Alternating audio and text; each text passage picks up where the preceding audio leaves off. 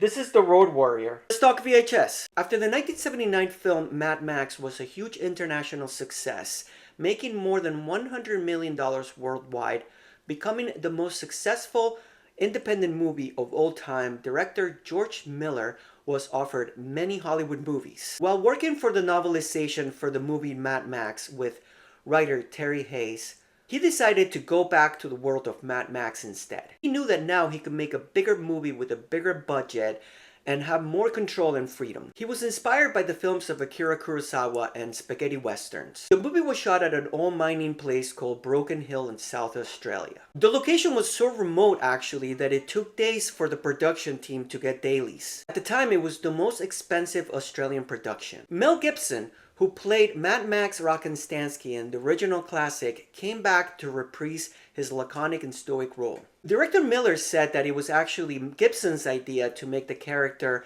rugged and disheveled. Gibson cut his own hair and his eyebrows and the sleeve of his leather jacket. Gibson only has 16 lines in this movie. Gyro Captain was played by Australian actor Bruce Spence, who would also go on to play Jebediah, the pilot, on the third follow-up installment. The formidable leader of the Marauders, Lord Humongous, was played by former Mr. Sweden Kjell Nilsson.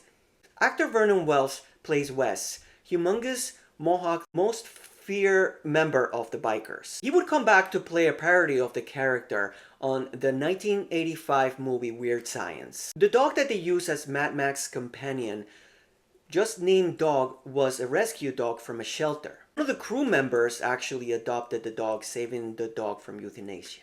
A lot of the wardrobe in the movie came from junk shops and also fetish leather shops. His stunt double was this guy named Guy Morris, who was a 21-year-old motorcycle daredevil. He would basically become the go-to guy to do a lot of the stunts for the rest of the Marauders. One of the stunts turned out to be one of the most dangerous and impressive stunts caught on film. Stunt double Max Aspen was supposed to fly over the hood of the car. However, then his feet caught the hood and instead he went somersaulting into the air and then flew into the camera. The near fatal stunt proved to look so realistic that Miller decided to keep it in the film. When the shot of the explosion of the oil refinery was being planned, director George Miller wanted to go big. They really blew up the oil refinery and the explosion was so massive that they had to alert airlines nearby. Obviously, a big star in the movie is the iconic Ford Falcon XB Coupe V8 351 muscle car that Mad Max drives. The car was made exclusive to Australia.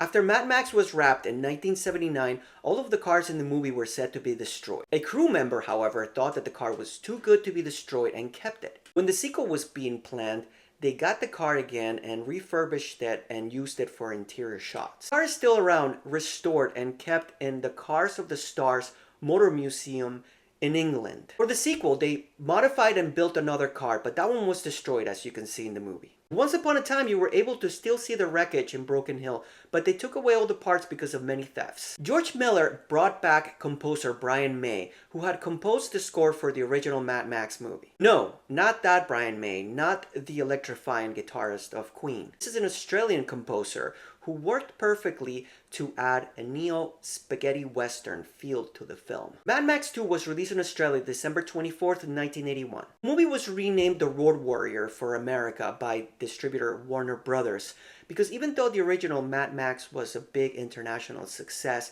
US audiences were still largely unfamiliar with the movie. Mel Gibson wasn't yet a household name, so the trailers featured more the cars chases and explosions. Road Warrior received great reviews and it was an international big success. It was the highest grossing film in Australia back then. It made more than $20 million in the box office in America, and it was also a big success in rentals in both the US and Australia. The film won Best Direction, Best Cinematography, and other awards at the 24th Australian Film Institute Awards. The images of a post-apocalyptic world would prove to be a big influence on other dystopian movies to come. A third installment would follow, Mad Max Beyond Thunderdome, with Mel Gibson reprising the role of Max and also starring Tina Turner. In 2015, a fourth installment, Mad Max Fury Road, starring Tom Hardy as Mad Max and Charlize Theron as a new character named Furiosa, was a big critical and commercial success. A prequel called Furiosa,